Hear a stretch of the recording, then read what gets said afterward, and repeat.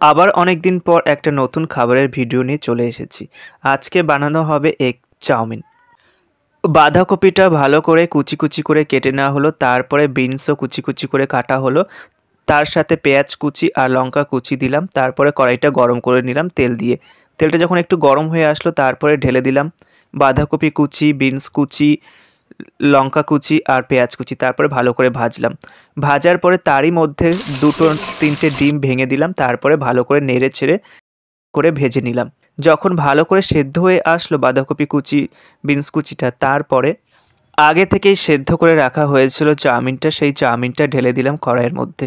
তারপরে আবার নাড়তে শুরু করলাম, তার মধ্যে একটুখানি হলুদ আর একটু লবণ দিলাম।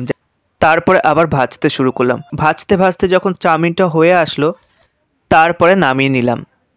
ভিডিওটা ভালো লাগলে তোমরা প্লিজ চ্যানেলটিকে সাবস্ক্রাইব করো, লাইক কমেন্ট শেয়ার করো। আবার দেখা হচ্ছে নতুন একটা খাবার ভিডিওতে।